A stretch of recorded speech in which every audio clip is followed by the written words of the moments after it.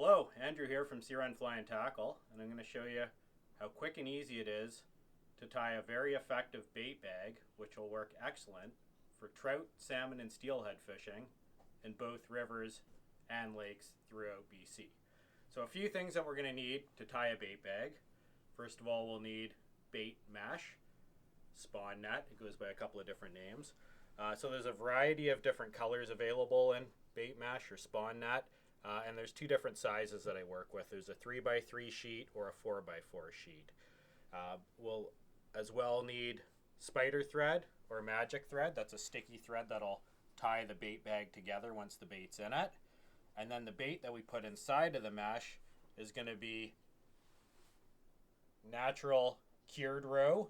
It could be boraxed or pro-cured. Salt hardened single eggs. We can use krill, deli shrimp, prawns, and we can also use artificial plastic eggs, such as these clear drift eggs. Another thing that I like to do is also put scent on the bait bag once we're finished up. So I'll show you all that in just a sec here. So first of all, we're going to need to take a pre-cut sheet of spawn net. I'm going to start with some salt hardened single eggs. I'll take a nice little handful of them here. Now, there's no right or wrong as to how many you use. You can, use 3, you can use 10. It just depends on the size of the bait bag you want to tie. So once those eggs are in there, we're just going to take the 4 corners and we're going to press them together. So we'll just tighten up our bait bag here. We'll pinch that down with our index finger and our thumb. And now we'll take our spider thread. And the spider thread is really sticky, so it'll glue itself together as we wrap it. So we're going to wrap the spider thread around the mesh to lock it up. We're going to go about 20 wraps, pulling with just enough pressure that it really locks itself together, but not so much that it breaks.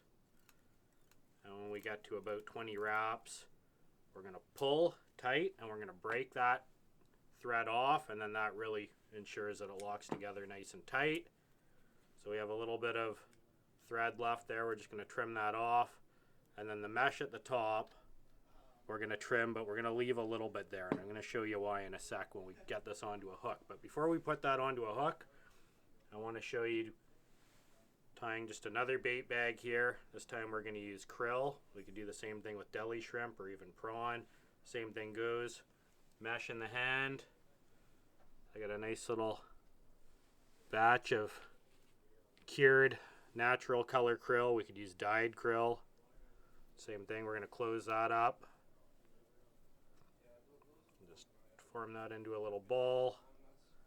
Get those ends pinched tight. I like using krill in the bait bags. They don't stay on the hook very well, but when they're in the bait bag, they do stay on very, very well. So we'll go back to our spider thread, and again, wrap that with a bit of pressure. We'll say about 20 times or so, and then pull tight, break that off, really locks it in place. Trim the mesh, leave a little bit on top, get that thread off. So now we have a krill bag as well, which we could use. And finally, I'm just going to show you here using the artificial plastic eggs. Again, same thing, mesh pre-cut in the hand. We'll put some eggs in there, however many we desire, again whatever color we want to use. Pinch those 4 ends, make a nice little bag, take our spider thread, wrap that about 20 times again with some pressure so it all glues together. Pulling tight at the end, snap that off. That's locked in place. We're going to trim that mesh, trim the thread. So pretty quick there. Right away I have 3 different bait bags which we can use. So to use them, of course, we got to get them onto a hook. So here's a real easy way to get a bait bag on a hook. So we left that little bit of mesh off the top of the bag, and we're going to take a hook. In this situation, I have a number 1 Gamakatsu octopus hook, very commonly used for steelhead salmon fishing. And you can really simply just stick the hook through that mesh, hang that bait bag off the end of the hook, cast it out into the river or the lake, and you're going to be fishing properly there. So another way we can do it, we can take a jig, and jigs are super effective for salmon, trout, and steelhead fishing.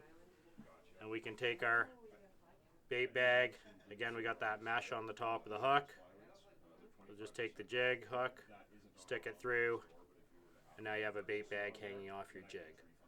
So we could add bait bags to a variety of different things. A couple of my favorites are just a bare hook or on a jig. Works super effective, and you'll want to fish that for the most part suspended under a float in either a river or a lake.